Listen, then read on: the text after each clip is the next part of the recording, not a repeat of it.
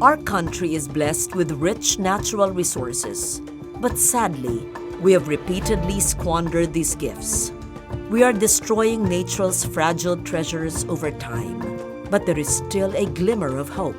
In this series, we take a look at various protected areas throughout the archipelago to learn the stories of the land, how it was once neglected and abused, and how it is slowly being renewed. This is Lauren Legarda, and I present Our Fragile Earth, Protected Areas of the Philippines.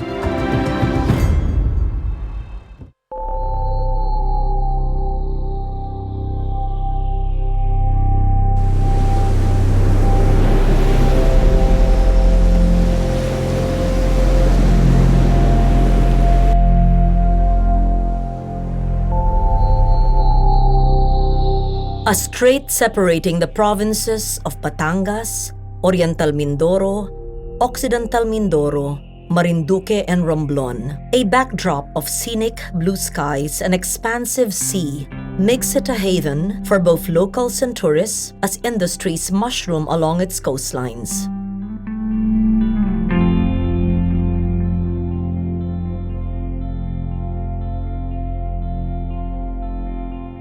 But beneath this economic powerhouse is a paradise for the greatest number of marine life species. This is the Verde Island Passage Marine Corridor. A 1.14 million hectare stretch of water that is known as a center of marine biodiversity in the world. Located at the apex of the Coral Triangle, the center of the world's highest marine biodiversity. Ang Verde Passage po ay napakalagang parte ng Batangas Province. Dito po nanggagaling ang mga kinabubuhay ng ating mga mangingisda. Ang Verde Island Passage Marine Corridor ay center of marine shoreface biodiversity. Ito po ay napag-aralan ng isang marine scientist na si Dr. Carpenter. Parte ng Pilipinas ang sentro ng shoreface biodiversity. Napakahalaga ng Verde Island Passage sa Pilipinas dahil ito ay isang major sea route ng ating mga naglalayag ng mga barko sa Pilipinas. Pangalawa, ito rin ay major fishing grounds, both commercial at saka ng mga marginal fishermen. No? Pangatlo, alam naman natin na dito ay napakaganda mga corals kaya ito ay paboritong dive spots din ng mga turista. In 2005, marine scientists recorded a total of 1,736 overlapping marine species within the 10-kilometer area.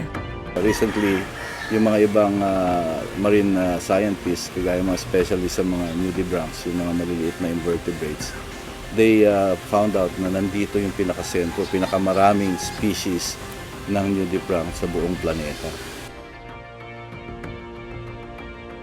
A recent expedition in the Verde Island Passage by scientists from the California Academy of Sciences resulted in the discovery of at least 100 marine species that are likely new to science.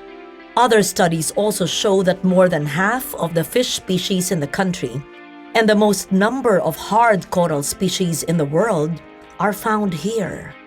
Ang isa sa natatandaan kong species na na-discover mismo ng ating Filipino scientist na si Dr. Francisco Nemenso Sr. Ito yung tinawag niyang Anacropora puertogalerae. Noong una siyang nakita sa Puerto Galera. While mangroves along its coast serve as a spawning ground for fish, the beaches along its shoreline serve as a nesting ground for endangered sea turtles. But destructive human activities continue to threaten this underwater paradise. Like for example, yung mga industries o yung mga households, particularly along river banks, ito po ay nagko-contribute sa pollution ng Verde Island Passage Marine Corridor. As diving became popular in Anilao in the municipality of Mabini in Batangas in the 70s, so too did dynamite and cyanide fishing. Even vandalism has been observed in some corals in popular dive spots, while the carelessness of some boat operators and divers when anchoring has caused damage to these delicate corals.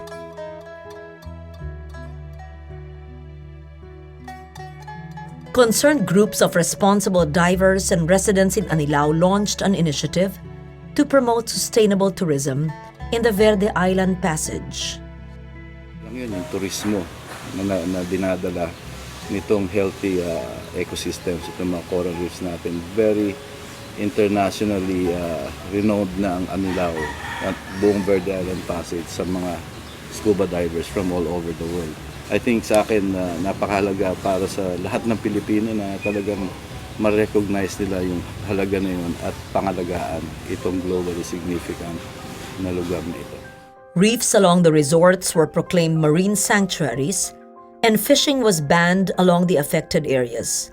Effective law enforcement, through the shared enthusiasm of the local governments, the national government, and other stakeholders, helped ensure the conservation efforts in the passage.